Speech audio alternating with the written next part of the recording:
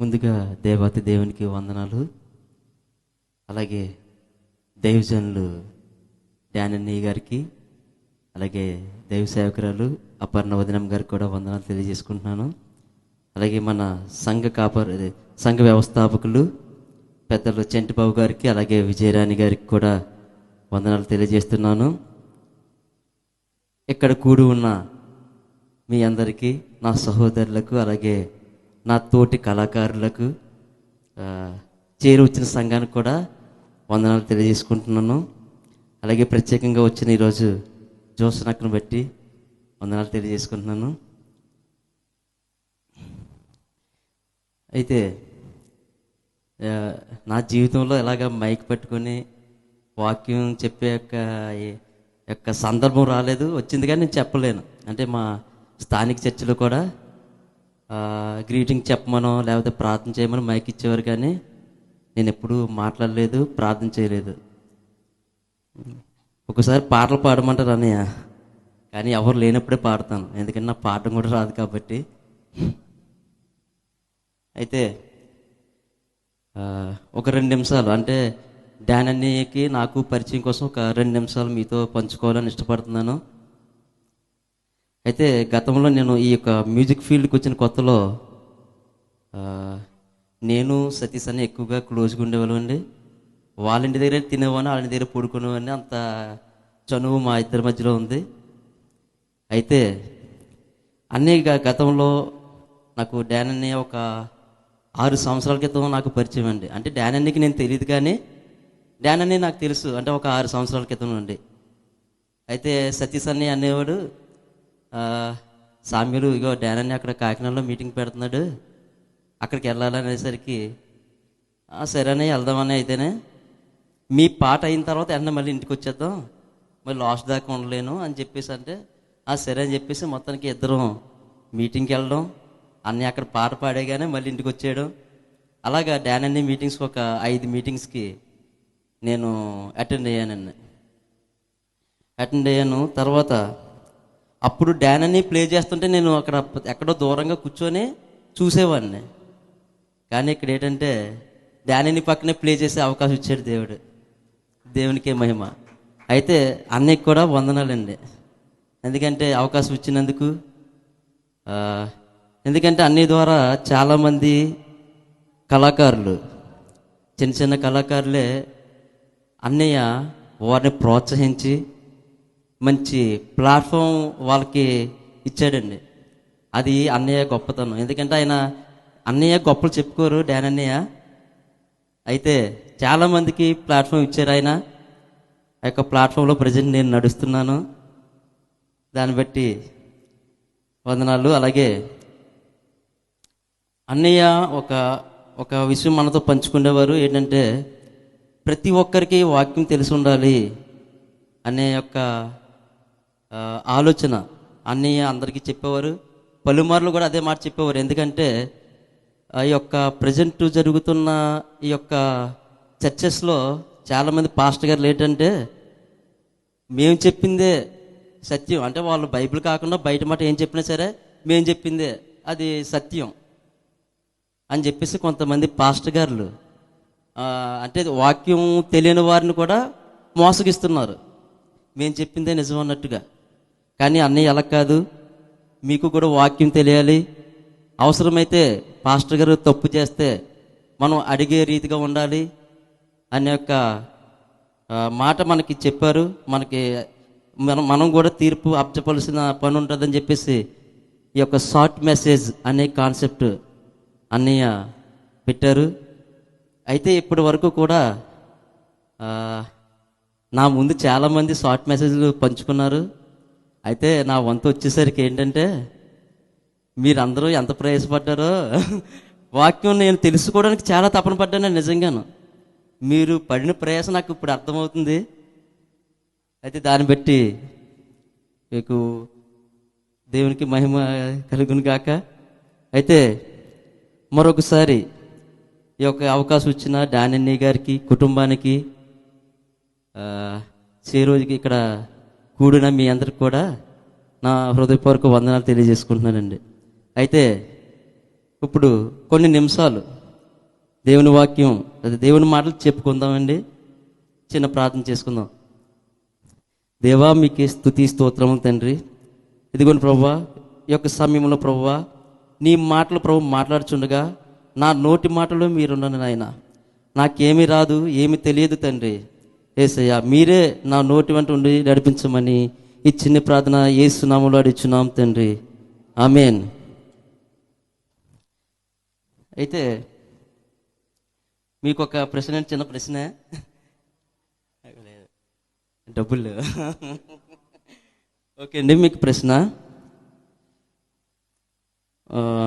మనకి జ్ఞానేంద్రియాలు ఉంటాయి కదండి, జ్ఞానేంద్రియాలు తెలుసండి అందరికీ. అవి ఎన్నండి? అవి 5. అదేంటో చెప్పండి ఒకసారి. లైన్ వేస్గా అంటే కళ్ళు, చెవులు, ముక్కు, నాలుక, అదే నలు, చర్మం.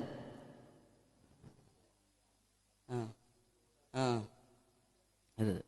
అయితే కళ్ళు అన్నవి దేనికి ఉపయోగిస్తామండి? చెవులు, ముక్కు, నాలుక, చర్మం, స్పర్శకి. ఓకే అండి. వీటన్నిటి కోసం చెప్పాలంటే మనకి టైము, ఇంకో 2 మెసేజ్లు కూడా నేను చెప్పాలి కాబట్టి అన్ని చెప్పను. కన్ను కోసం మన జ్ఞానేంద్రియాలలో ప్రధానమైనది కన్ను అండి. అందుకనే ఒక సామెత ఉంటుంది, సర్వేంద్రియానం నయనం ప్రధానం అనే ఒక సామెత ఉంటుంది.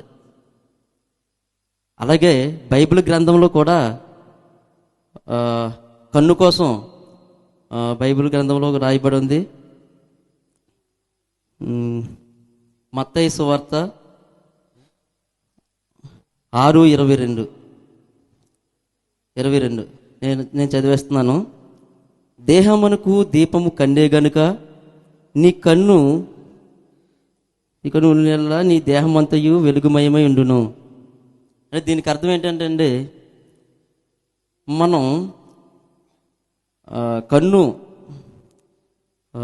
మన ఆత్మీయ కన్ను మనం సరిగ్గా మనం ఎటువంటి ఇది లేకుండా చూస్తే, మంచిగా చూస్తే మన ఆత్మీయ జీవితం కూడా బలపడుతుందండి, పరిశుద్ధంగా ఉంటుంది కన్ను మంచిగా ఉంటే. లేదంటే మన జీవితం కూడా అపరిశుద్ధం అయిపోద్దండి. అంటే మనం కన్ను ద్వారా మనం బాగుపడవచ్చు, అదే కంటి చూపు ద్వారా కూడా చెడిపోవచ్చు అండి. బైబిల్ గ్రంథంలో కూడా చాలామంది ఈ చూపు ద్వారా నాశనమైన వాళ్ళు ఉన్నారండి. అయితే ఆ కన్ను కన్నా విలువైంది ఇంకోటి ఉందండి. అదే మన కంట నుండి వచ్చే కన్నీరండి. ఆ కన్నీరు అది మన కన్నీరు అనేది దేవుని దృష్టిలో చాలా ప్రాముఖ్యమైందండి. కీర్తనకారుడు బైబిల్ గ్రంథంలో ఇలా రాస్తాడు, కీర్తనలు 56:8. కీర్తనలు 56:8. నా సంచారములను నీవు లెక్కించి ఉన్నావు, నా కన్నీళ్లు నీ బుడ్డిలో ఉంచబడి ఉన్నవి, అవి నీ కవిలలో కనబడిను కదా. మనము కార్చే ప్రతి కన్నీరు చాలా విలువైంది. మనం చేసే కన్నీటి ప్రార్థన అంతకన్నా విలువైందండి. అయితే ఈరోజు నేను చెప్పబోయే వాక్యాంశం ఏంటంటే, నీ కన్నీళ్ళు వ్యర్థం కాదు. నీ కన్నీళ్ళు వ్యర్థం కాదు. ఇక బైబిల్ గ్రంథం నుండి ఒక 3 విషయాలు కన్నీటి ప్రార్థన ద్వారా దేవుడు చేసిన అద్భుత కార్యాలు కోసం మనం తెలుసుకుందాం. మొదటిది ఏమిటంటే, ఇశ్రాయేలీయులు కార్చిన కన్నీరు, బానిసత్వం నుండి విడుదల. ఇది నిర్గమకాండము 3:7. నిర్గమకాండము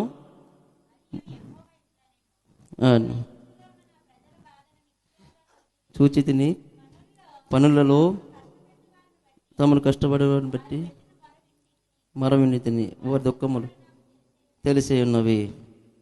ఓకే అండి, మనకందరికీ తెలుసు ఇశ్రాయేలీలు ప్రజలు 400 సంవత్సరాలు పైగా ఐగుప్తు బానిసత్వంలో జీవిస్తూ ఉండేవారు.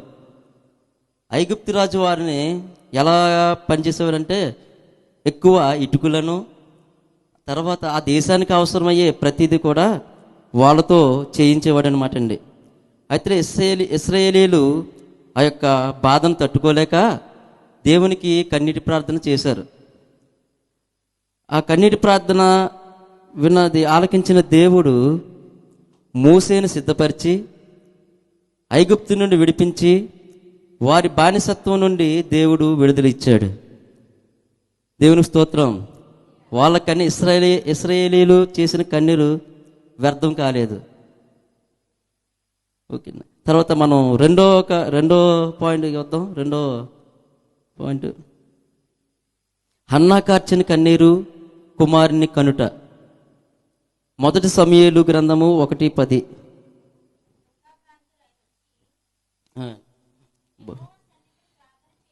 ప్రార్థన చేయొచ్చు, బహుగా ఏడ్చును. మనం హన్నా కోసం చూసినట్లయితే, హన్నా తన జీవితంలో వివాహం అయిన తర్వాత పిల్లలు లేకుండా అనేక సంవత్సరాలు అవమానాలను, బాధలను అనుభవించాను. ఎగ్జాంపుల్గా మనం ఒక విషయం చెప్పుకోవచ్చండి. ఇప్పుడు మన దైవజనులకి అలాగే పాస్టర్ గారు కూడా చాలా కాలం పిల్లలు లేరని చెప్పేసి చాలా సందర్భాల్లో మనకు చెప్పారు. అట్టి రీతిగానే అయితే అన్నయ్య వాళ్ళని ఈ లోకంలో ప్రజలు ఏమనేవారో అవన్నీ కూడా మనకి వివరించారు. అట్టి రీతిగానే అన్న కూడా పిల్లలు లేక, వివాహం అయిన తర్వాత పిల్లలు లేక బాధపడుతూ కన్నీటి దేవుని సన్నిధిలో నీళ్లు కుమ్మరించినంత రీతిగా తాను ప్రార్థన చేస్తూ ఉంది. ఆ కన్నీరు చూచిన దేవుడు ఆ మరుసటి సంవత్సరంలోనే అద్భుతమైన కుమారుణ్ణి సమూయేలుని ఇచ్చాను. దేవునికి స్తోత్రం. చూసారా, హన్నా కన్నీరు వ్యర్థం కాలేదు, కన్నీటి ప్రార్థన వ్యర్థం కాలేదు. అలాగే మూడోది చూసుకుందామండి. హిజ్కియా కార్చిన కన్నీరు ఆయుస్సును పొందుకున్నాడు. యెషయా 38:5.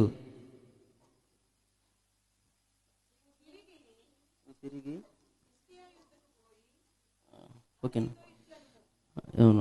అతనితో ఇట్లనము, నీ పితరుడైన దావీదునకు దేవుడైన యెహోవా నీకు సెలవిచ్చినదేమనగా, నీవు కన్నీళ్లు విడుచుట చూచి తిని నీ ప్రార్థన నేను అంగీకరించి ఉన్నాను. ఇక 15 సంవత్సరాల ఆయుష్ను నీకు ఇచ్చేదను. చాలండి.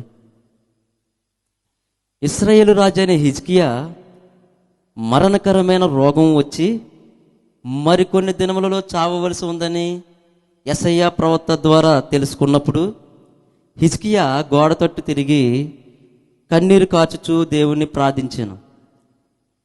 దీనికి ఎగ్జాంపుల్, మా పాప ఒక మొబైల్ అడిగితే నేను ఇవ్వను అంటాను. అయితే రెండోసారి అడుగుతుంది, నేను ఇవ్వను అంటాను. వెంటనే మా పాప వెంటనే ఏ గోడకి వెళ్ళిపోయి ముఖం ఇలా చాటేసుకొని ఏడుస్తూ ఉంటుంది. అట్టి రీతిగానే ఇశ్రాయేలు రాజైన హిజ్కియా కూడా గోడతోటి తిరిగి తన ముఖము దాచుకొని కన్నీటి ప్రార్థన చేశాడండి. ఆ కన్నీరు చూచిన దేవుడు హిజ్కియాకు 15 సంవత్సరాల ఆయుస్సును ఇచ్చాడండి. దేవునికి స్తోత్రం. ఇక్కడ కూడా హిజ్కియా చేసిన కన్నీరు ప్రార్థన వ్యర్థం కాలేదు. అలాగే మన జీవితాల్లో కూడా అనేక కష్టాలు, అనేక సమస్యలు, ఎవరికి చెప్పుకోలేని బాధలు వచ్చినప్పుడు మనం కూడా దేవుని సన్నిధిలో ప్రార్థించుట ద్వారా ఇశ్రాయేలును బానిసత్వం నుండి విడిపించిన దేవుడు, అలాగే గొడ్రాలైన హన్నాకు గర్భమునిచ్చిన దేవుడు, అలాగే ఇశ్రాయేలు రాజైన హిజ్కియాకు ఆయుస్సును పెంచిన దేవుడు మన జీవితాల్లో కూడా మన పరిస్థితులను మార్చగలడు, అడిగిన దానికి సమాధానం ఇవ్వగలడు, ఏమైనా చేయగలడు. అందుకే నీ కన్నీటి ప్రార్థన వ్యర్థం కాదు. చిన్న ప్రార్థన చేసుకొని మాటలు ముగించుకుందాం. దేవా, ఈ దినము ప్రభువా కన్నీటితో, బాధలతో, సమస్యలతో, అవసరతతో ఎవరైతే ప్రభువా నిన్ను ప్రార్థిస్తున్నారో ప్రభువా, ప్రతి కన్నీరు ప్రార్థనను మీరు అంగీకరించి వారి జీవితంలో గొప్ప కార్యం చేయమని అడుగుచున్నాం తండ్రి. ఆమేన్.